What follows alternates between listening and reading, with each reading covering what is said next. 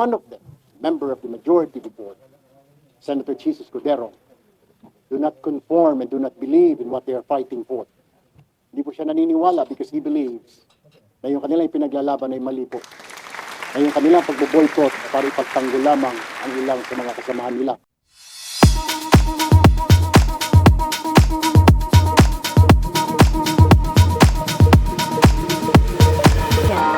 Hello, Architect Boy Marcilia. Magandang araw sa inyong lahat. Sana nasa maayos kayong kalagayan sa mga oras na ito. Tuloy-tuloy na po tayo sa ating topic for today. So, natuloy ang session diyan sa Senado. Dumating itong si Senator Chis Escudero. Obviously, bumaliktad na siya. Sumama na siya sa minority, sa grupo nila Tito Sotto.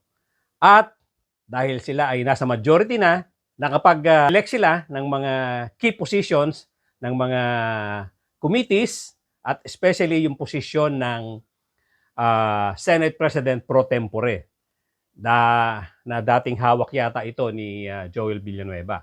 Ngayon, ang hindi nila pwedeng palitan dahil 13 ang kailangang boto para mapalitan itong si Senate President Alan Peter Cayetano. But then again, okay lang yan kung ayaw niyang bumaba bilang Senate President.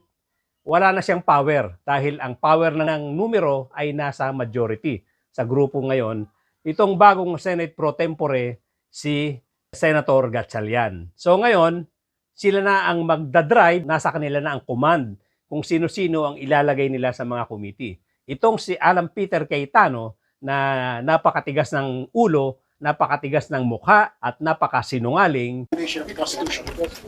Really straight days po. They blatantly disregard the rule of law, the Constitution. So we have to act. And we are very fortunate that one of them, member of the majority of the board, Senator Chis Escudero, do not conform and do not believe in what they are fighting for. Hindi ko siya naniniwala because he believes na yung kanilang pinaglalaban ay mali po. Na yung kanilang pagbo-boycott ay para ipagtanggol lamang ang ilang sa mga kasamahan nila. So the guy suddenly made a decision today to join para magkaroon po kami ng quorum. And you may ask, bakit hindi? Is there quorum? Yes, there is. We're just considered 22 now. So divide it by 2, that's 12 plus, 11 plus 1 is 12. So we have a quorum. Yung sinasabing 13, yun po ay kung kompletong 24. Eh, dalawa po sa amin, isa nagtatago, isa nakakulong. So we only have, ang bilang po ay 22. So divided by 2, yung sabi po na majority, para makuha majority, divided by 2, it was 11 plus 1, and that was Chis Escudero nga po arriving today. So na-break po yung impasse when Senator Escudero showed up today because as sinasabi niya po sa amin, he doesn't believe anymore on what they're fighting for. At itong si Alan Peter Cayetano ay wala na ring magagawa. Para na lang siyang presiding officer na wala siyang power. Kaya ngayon, kahit papano, natuloy nila yung session na ibalik yung dating secretary ng Senado at napalitan na yung sergeant at arms. Supposed to be business as usual. Kaya lang, siyempre, ang kanilang session na ginawa ngayon ay napakaikli dahil sinidiye na ngayon. Adjournment na ng Senado. Ito yung last session day. At ang susunod na kanilang pagkikita-kita ay trial na ng impeachment case ni Sara Duterte. At of course, babanggitin ko lang, hindi rin sapat ang numero ng majority ngayon, which is 12, para i-convict itong si Sara Duterte pag nagtuloy-tuloy na ang trial. Pero ang sinasabi natin dito, itong ilalabas na ebidensya diyan sa trial, hindi na mapipigilan nitong sila Alan Peter Cayetano. Dahil yan ang tinatrabaho nila kung paano nila mapipigilan yung paglabas ng mga ebidensya na nakakahiya, nakakasuka at siguradong hihilahin pababa itong si Sara Duterte. At hindi ko matitiyak or hindi natin masasabi na ito ngayon, bagong minority na kinabibilangan ni Alan Peter Cayetano, kung ang mga naghahangad dyan na maging presidente si Sara Duterte, umaasa sa 2028, kung yung mga yan ay aasa pa rin na magiging presidente si Sara Duterte, pagkatapos ma-present lahat ng ebidensya na sobrang nakakahiya at glaring, kitang-kita ang kawalang hiyaan nitong ating inelect na Vice President. At sigurado ang taong bayan babaliktad na rin. Itong mga dating gustong-gusto maging presidente si Sara Duterte ay babaliktad na.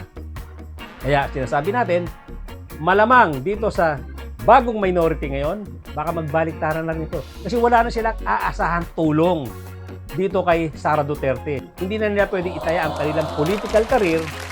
Hindi na nila pwedeng asahan na mananalo pa si Sara Duterte pagkatapos nitong mangyayaring presentation ng mga ebidensya.